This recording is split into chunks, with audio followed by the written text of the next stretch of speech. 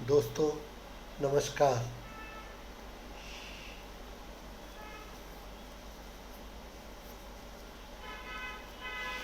दोस्तों, ऐसी मान्यता है कि सभी प्राणियों को ईश्वर ने जन्म दिया है और ईश्वर सबके हृदय में रहता है। और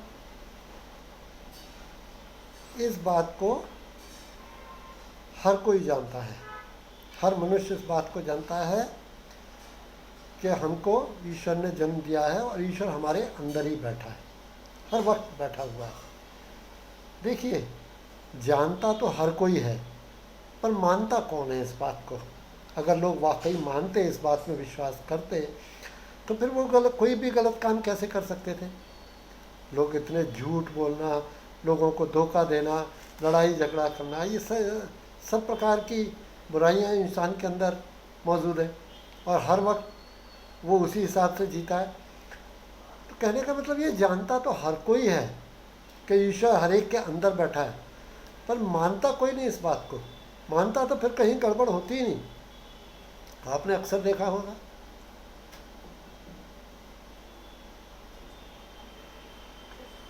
कि देखिए, ऐसा है, कोई आदमी अपनी गाड़ी में जा रहा है या वैसे भी कहीं, अक्सर आपने वो गाना सुना होगा, तुम्हारे महल चौबारे यहीं रह जाएंगे सारे, फिक्र किस बात की प्यारे, सजन रे झूठ मत बोलो, खुदा के पास जाना है, न घोड़ा है न हाथी है, वहाँ पैदल ही जाना है। मगर इस गाने के बारे में जो है वह अच्छी तरह जब सुनता है तो अच्छी तरह वो जानता है कि ये सब बातें सही हैं, पर क्या वो मानता है? क्या अपना व्यवहार सुधारता है? नहीं। उसी बेढंगी चाल से मनुष्य अपना जीवन बिताता है और जैसे जैसे उसके पास पैसा बढ़ता जाता है वैसे वैसे उसका दिमाग और ख़राब होता जाता है। आपने अक्सर देखा होगा, जब लोगों के पास ज़्यादा पैसा हो जाता है तो वो अपने बाहर वालों का तो छोड़िए, वो अपने भाई बहन, माता पिता, बीवी बच्चों तक से उसका व्यवहार में बदलाव आ जाता है। वो सोचता है बस वही एक होशियार है इस दुनिया में, बाकी सब की अकल ज़रा कम है। तो ये इस तरह से व्यवहार करता है मनुष्य अपने ही लोगों से। मतलब कितनी अजीब बात है ये। देखिए, दूसरी मान्यता क्या है? हम मान्यताओं की बात करें, दूसरी मान्यता क्या है कि मेहमान भगवान का स्वरूप होता है। अगर आपके घर मेहमान आता है तो उसकी खूब सेवा कीजिए, वो भगवान के स्वरूप ही है।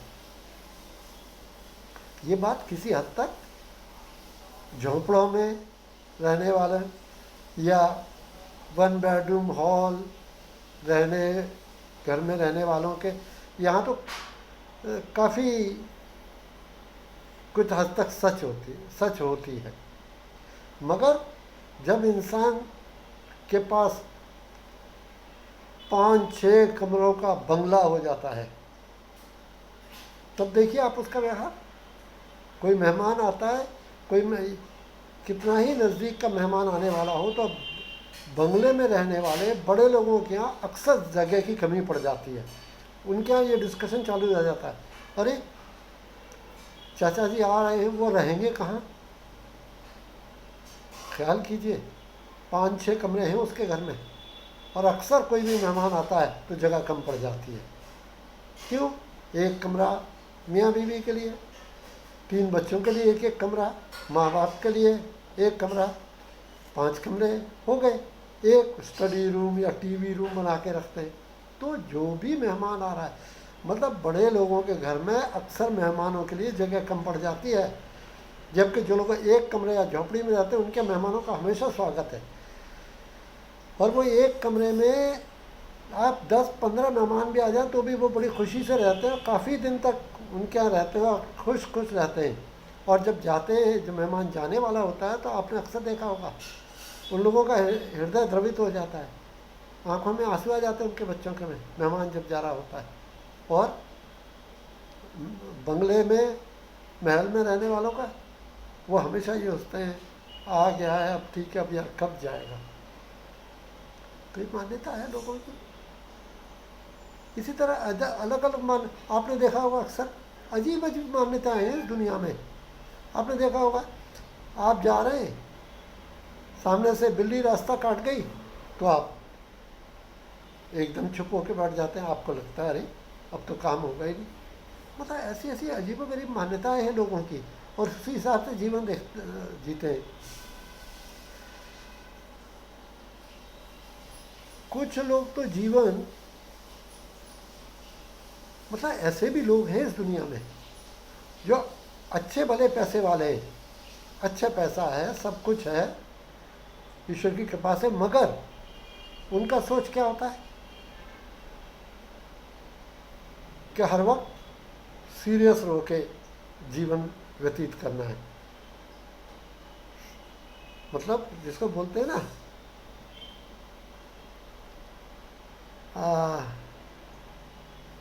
मतलब वो प्रसन्नचित्त नहीं।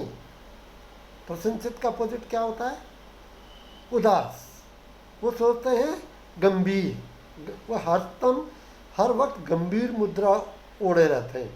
उनको लगता है कि अगर हम प्रसन्न होकर रहेंगे, प्रसन्नता अगर हमारी छलक गई तो लोग हमको बड़ा हल्के में लेंगे।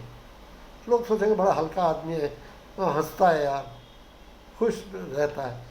तो उनको ये उनकी मान्यता है। वो सोचते हैं कि लोग हल्के में लेंगे, गंभीर होकर रहना चाहिए हमेशा।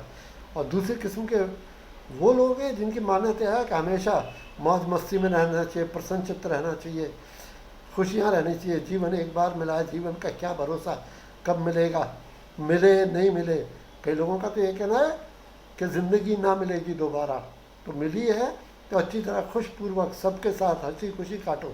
मगर अपनी अपनी मान्यताएं हैं। मैं से एक मित्र को जानता हूँ, उनके 2 बेटे, और दोनों में 2-4 साल का ही फर्क था, जवान बेटे। तो उनमें एक हाईली पैसिमिस्टिक, मतलब पैसिमिस्टिक को क्या कहा जाता है हिंदी में?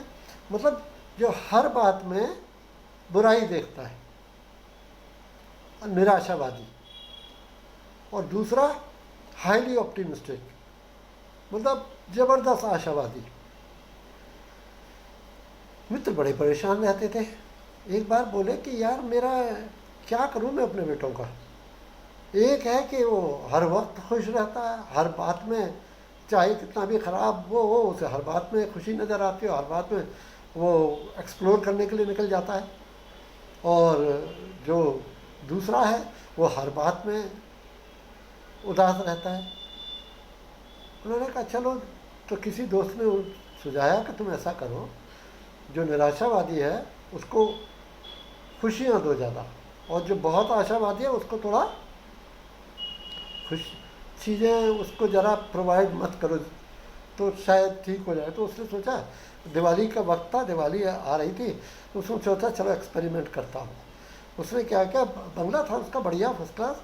उसने एक बेटा जो बहुत निराशावादी था, उसके कमरे में खूब सारी मिठाइयाँ, पटाखे, गुब्बारे, केक, सब कुछ भर दिया, और उसको उस कमरे में दिवाली से, छोटी दिवाली वाले दिन उसको उस कमरे में बंद कर दिया कि आज की रात तुम यहाँ गुजारोगे, तुम्हारी ज़रूरत की हर चीज़ यहाँ है। और दूसरा जो बहुत ज़्यादा आशावादी था, उसके कमरे में, दूसरे कमरे में उसने गोबर भर दिया भैंस गाय का जो गोबर होता है वो भर दिया, और उसको बोला कि तुम रात इस कमरे में गुजारोगे। ठीक है सब। दूसरी सुबह जब वो दोस्त ने दरवाज़ा खोला, निराशावादी का, पेसिमिस्टिक वाले का, जिसके कमरे में मिठाइयाँ भरी थी, रोशनी थी खूब, और गुब्बारे थे, और केक्स थी, मतलब सब जितनी खुशी मिल सकते वो सब चीज़ें देखा तो वो आश्चर्यचकित रह गया। वो अपना सर पकड़ के बैठा था उसने कहा अरे क्या हुआ, तुमने दिवाली नहीं बनाई? मतलब आप क्या चाहते हो पिताजी, मेरी जान लेना चाहते हो क्या? ये क्या है सब, ये मिठाइयाँ रख दी हैं, मैं मिठाइयाँ खा के का डायबिटीज़ करवाना चाहते हो मेरे से? मेरे पिता हो के दुश्मन हो? इतनी लाइटें लगा दी हैं यहाँ, ये मोमबत्तियाँ जला दी हैं, अरे आग लग जाती, मैं मर जाता तो क्या होता? आपकी तो अच्छी दिवाली बन जाती। हो क्या मेरे दुश्मनों का मेरे पिता हो? इसको तो बड़ा झटका लगा। उसने कहा यार, और रात भर ये पटाखे फूटते रहे, मैं 1 मिनट को सो नहीं पाया, मैं क्या हूँ पता नहीं, कैसे पिता हो आप? उसे बड़ा आश्चर्य। उसने कहा चलो ठीक है।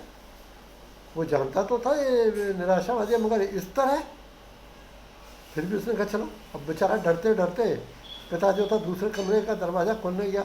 उसने कहा वो तो मैं दिवाली की रात उसके कमरे में मैंने गोबर भर दिया, तो मैं उसका कमरा खोलूँगा, उसकी क्या हालत होगी? वो तो मेरे को एकदम ज़्यादा गुस्से के मारे मेरी जान ही खा जाएगा। उसने जाके देखा, दरवाज़ा खोला तो अरे वाह, उसने देखा लड़का छलांगे मार रहा है कमरे के अंदर और खुशी से झूम रहा है। पिता ने कहा अरे तुम्हें क्या हुआ? बोलता पिताजी देखिए पूरे कमरे में गोबर ही गोबर है, मतलब घोड़ा भी यहीं कहीं होगा, मैं उसी को ढूंढ रहा हूँ। ये उसकी ऑप्टिमिस्टिक, मतलब घोड़ा भी यहीं कहीं होगा, इतनी लीद भरी हुई है तो यहाँ। तो ये मतलब ये है कि एक कुछ लोग हैं जो हर वक्त उदास रह के ही जीवन गुजारते हैं, ये उनकी मान्यता है कि सीरियस रहने में ही जीवन, मतलब जीवन सीरियस ही होना चाहिए। और दूसरे हैं एकदम हंसी खुशी, एकदम गाते होते हैं, उनकी मान्यता है कि जीवन में हर क्षण खुशी के लिए, हर क्षण खुशी मिली है, खुशी मनाइए। खुशी आपके अंदर ही या कहीं बाहर से नहीं लानी होती, तो खुशियाँ मनाइए। और मतलब ये है कहने का, देखिए बड़ी अजीब व गरीब दुनिया है। आपको लगेगा कि कई बार आप लोगों से पूछिए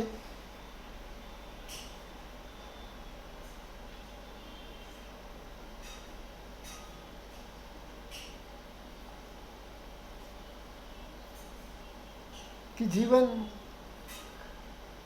कई बार डिस्कशन में होता है कि जीवन क्या है, जीवन का मतलब क्या है, ये दुनिया कैसी है। बहुत से लोग कहते हैं लोग, वो सच झूठ तो कोई नहीं पाए, जीवन हर कोई अपने हिसाब से जीता है, जीवन हर कोई अपनी नज़र से देखता है। और जीवन तो इतना विशाल है कि अगर आप मतलब अगर आप 100 साल जिए, 200 साल जिए, तो भी जीवन के बारे में सब कुछ नहीं जान सकते। जितना वक्त है उसी को जीवन से हंसी खुशी जिए, वही एक जीवन जीने का तरीका होता है। बहुत से लोग तो आपने देखा होगा, मतलब मैं बता रहा था ना, बहुत से लोगों की जो मान्यता कि गंभीर रह के रहना चाहिए, तो उनका तो ये भी मान्यता होती है कि घर में बीवी बच्चों से भी ज़्यादा खुले स्वभाव से नहीं रहना चाहिए। हैं ऐसे बहुत से लोग, आपको जानकर ताज्जुब होगा, बहुत लोग ऐसे हैं जो अपने बीवी बच्चों को डरा के रखते हैं। वो अपने बीवी बच्चों, अपने घर में डर का माहौल बना के रखते हैं, और वो सोचते हैं कि डर का माहौल रहेगा तभी ये बीवी बच्चे मुझे प्यार करेंगे, नहीं तो मेरी ये वैल्यू नहीं समझेंगे। ऐसे भी सोच के लोग हैं, और काफ़ी लोग हैं, 2, 5, 10% नहीं, ऐसे लोगों की तादाद भी कम से कम 40-50% है जो अपने घर में गंभीर माहौल, डर का माहौल बना के रखते हैं। वो सोचते हैं डरा के, ये लोग डर के रहेंगे तो ही मुझे प्यार करेंगे, मेरी इज्जत करेंगे, नहीं तो ये लोग मुझे एकदम हल्के में ले लेंगे। अब सोचिए, डर से कभी प्रेम उत्पन्न हो सकता है क्या? अरे एक, हाँ यस, मुझे याद आ रहा है एक दोहा, शायद तुलसीदास या गोस्वामी जी ने ही कहा था कि भय बिन प्रीत न होत गोसाई, मतलब भय के बगैर प्रेम नहीं हो सकता। अरे कितनी मूर्खतापूर्ण बात है ये। और ये उस जमाने के सो कॉल्ड ऋषि थे, वो गोस्वामी या तुलसीदास जी। तुलसीदास जी जिन्होंने रामायण लिखी थी, और गोस्वामी वो भी कोई पहुँचे हुए ऋषि थे या कोई वो। उन्होंने लिखा भय बिन प्रीत न होए गोसाई। मतलब इससे ज़्यादा मूर्खतापूर्ण बात क्या हो सकती है दोस्तों। वो कहते हैं भय के बिना प्यार नहीं हो सकता। अब जरा सोचिए, आप जरा विचार कीजिए, जहाँ डर होगा वहाँ प्यार कैसे आ जाएगा। इसी प्रकार मैंने जो अभी बताया ना कि बहुत से लोग उन्होंने अपने घर का माहौल बना कर, शायद उनको वहीं से शिक्षा मिली होगी, उसी दोहे से। मगर क्या है ये,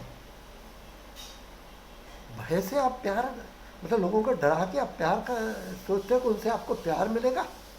ये मुमकिन है कभी? मगर है साहब, अजीब अजीब मान्यताएं यहाँ दुनिया में लोगों की, अजीब अजीब मान्यताओं के सहारे लोग जिए जा रहे हैं। मतलब दुनिया में एक से एक नमूने हैं।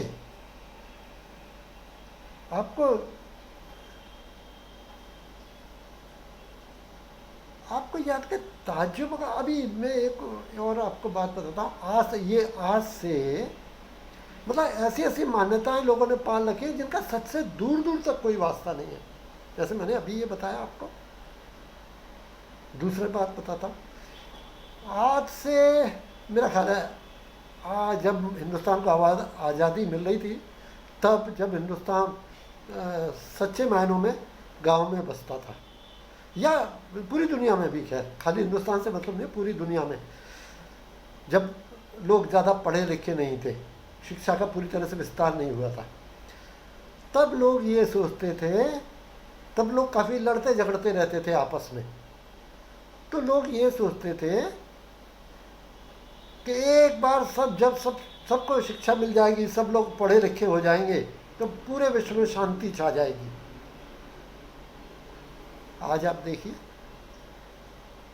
अमेरिका में तो सब पढ़े लिखे हैं। हमारे देश में भी करीब मेरा ख्याल है 60-70% लोग तो पढ़े लिखे ही हैं। वो कहते थे विश्व में शांति छा जाएगी जब सब पढ़े लिखे हो जाएंगे। बताइए जरा, आज के बराबर अशांति कभी हुई है इस दुनिया में? सब पढ़े लिखे हो गए। शांति का पढ़े लिखे होने से कोई ताल्लुक नहीं है। ये फिजूल की एक मान्यता है कि जब पढ़ा लिखा आदमी होगा तो शांत होगा। जबकि अगर आप क्राइम रेट देखें तो जितने पढ़े लिखे हैं वही ज़्यादा फिजूल किस्म के क्राइम करते हैं। जितने डाउरी केसेस इंडिया में होते हैं उसमें ज़्यादा करके पढ़े लिखे मूर्ख लोगों का, वो पढ़े लिखे हैं पर वो अनपढ़ पढ़े लिखे, आप उनको समझिए, बेढप जीवन जीने वाले। बस उनकी मान्यता है कि अब हम पढ़ लिख गए तो अब हमको इतना दहेज मिलना चाहिए। आप भी शायद सभी जानते होंगे, लोगों ने रेट बांध रखे हैं साहब डाउरी के, कि मेरा बेटा इंजीनियर बन गया तो इसको इतना डाउरी मिलनी चाहिए। बिहार में तो बड़ी आम बात है, बिहार, यूपी, एमपी, मतलब ताज्जुब है सब।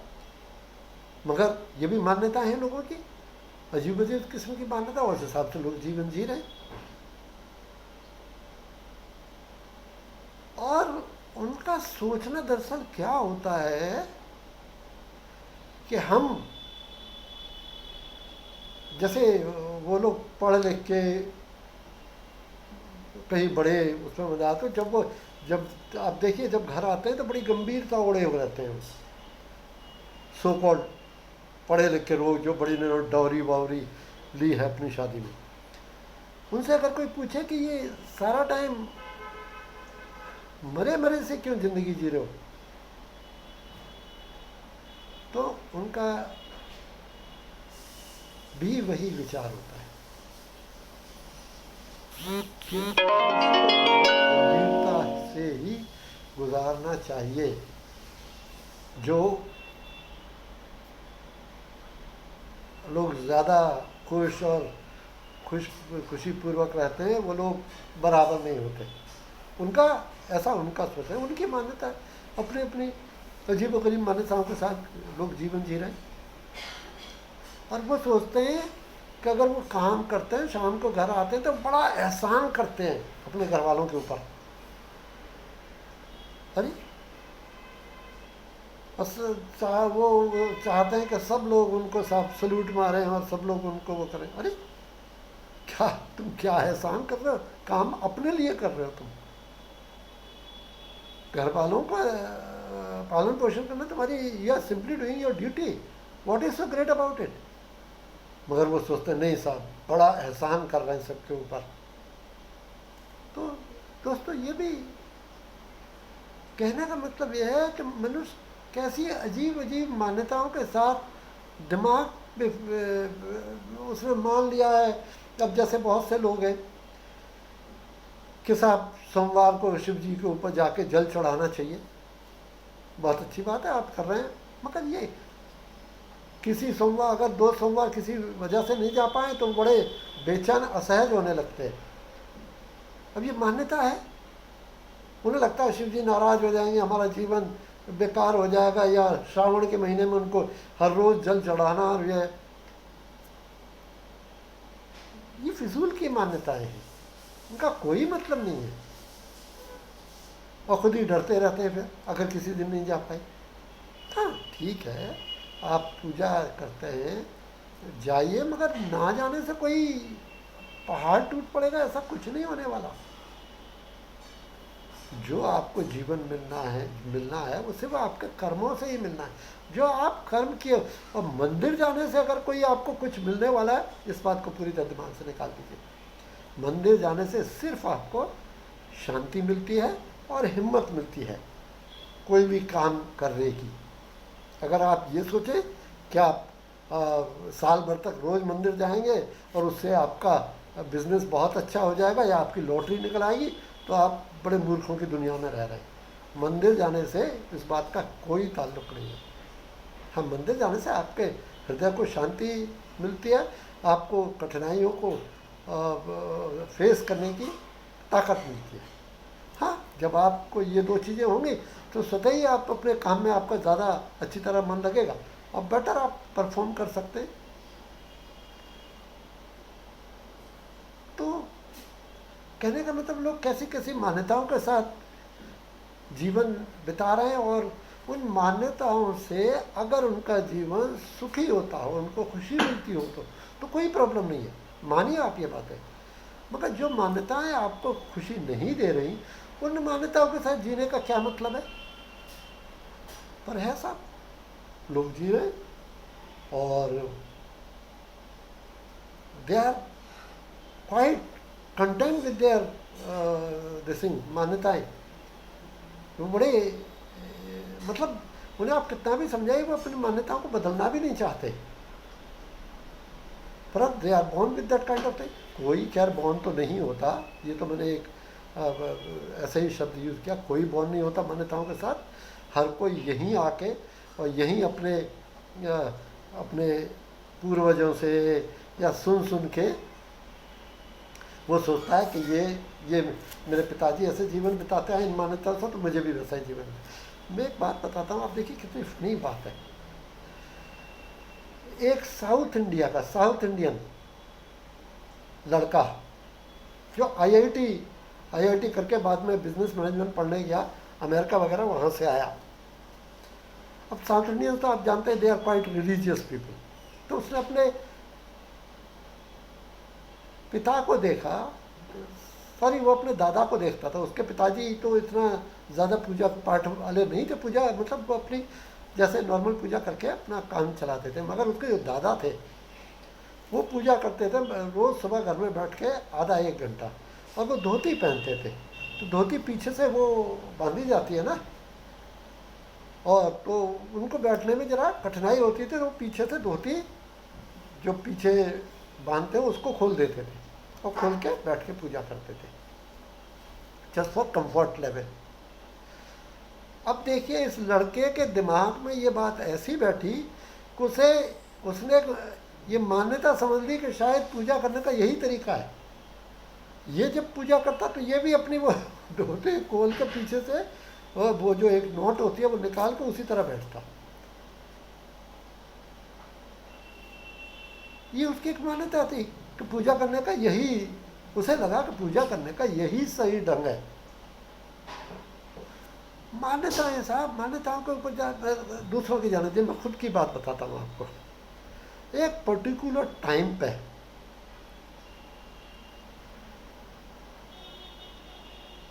मुझे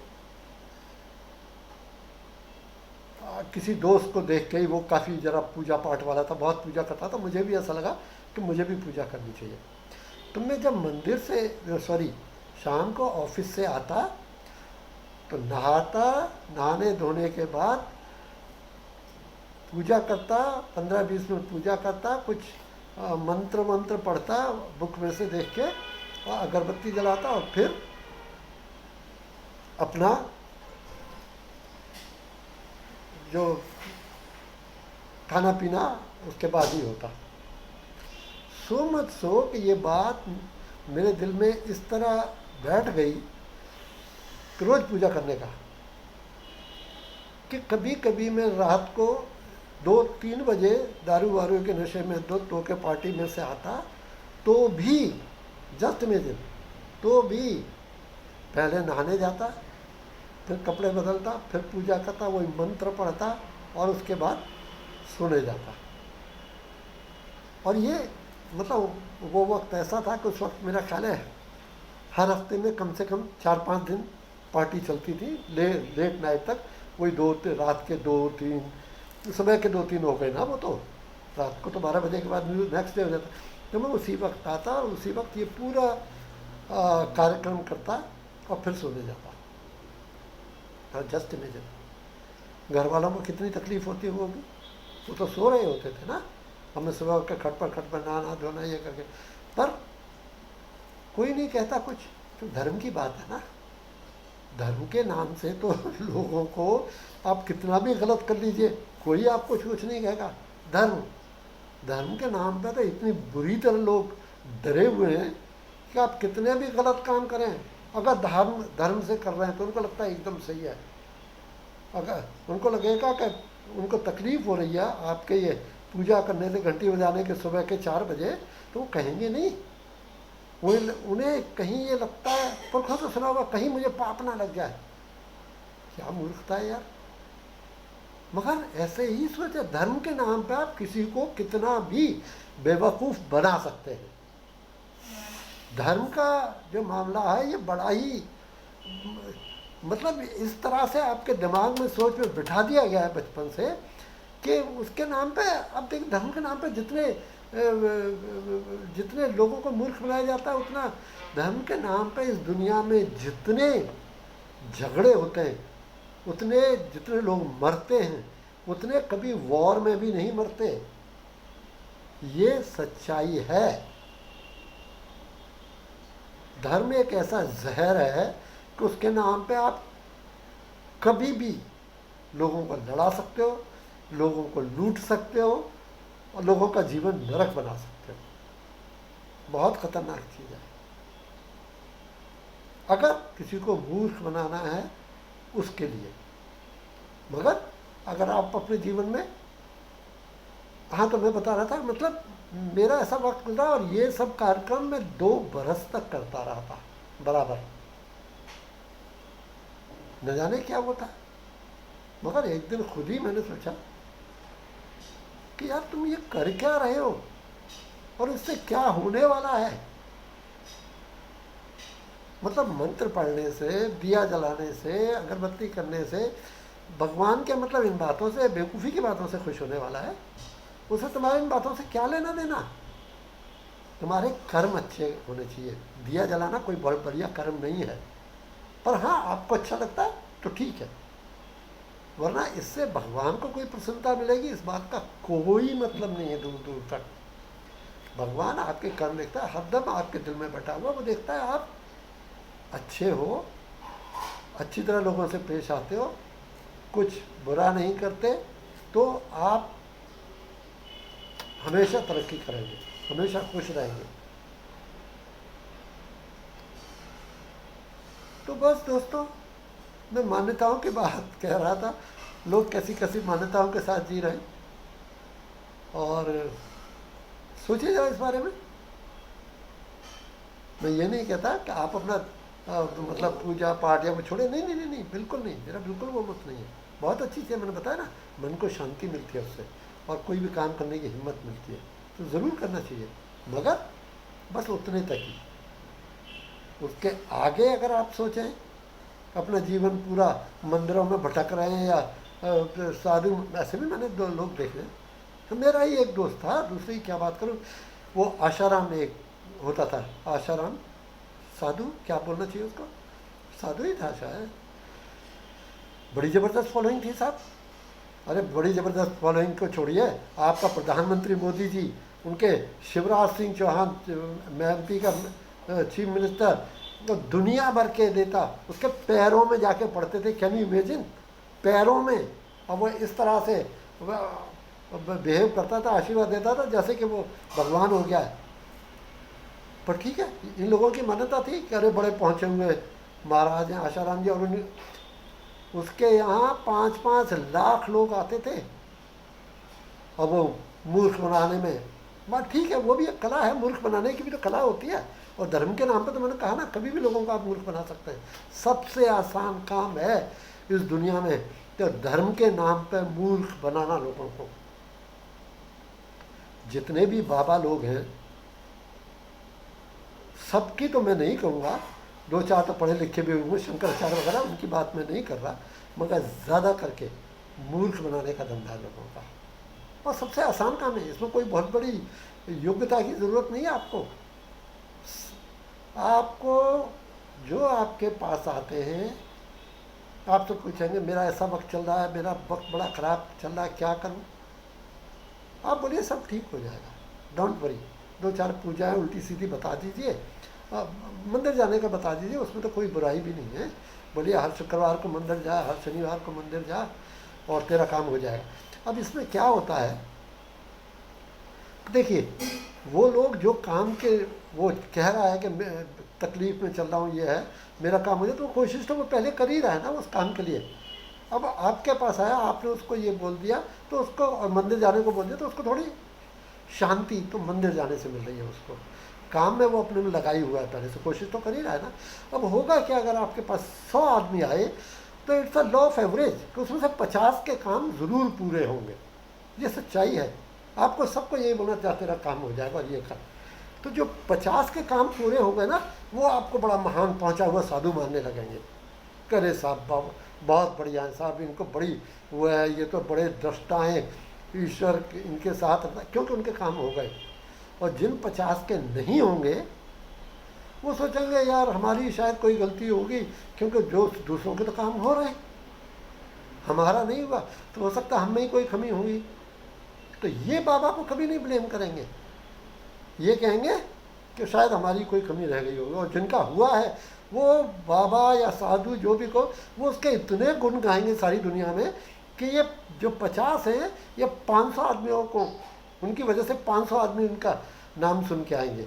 तो वो 500 में से फिर 250 के नहीं हुए, 250 हो गए, 250 फिर 2500, इस तरह चलता जाएगा। एक दिन 2.5 लाख, 25 लाख, 25 करोड़ भी हो जाए। ऐसे भी हैं इस देश में, ऐसे भी बाबा हैं जिनके 25 लाख, 50 लाख, करोड़ों लोग फॉलोअर हैं।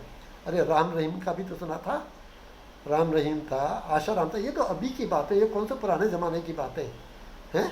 मगर क्या थे वो सब लोग? नंबर 1 के चोर, बेवकूफ़ बनाने वाले, सब जेल में हैं, मालूम है ना।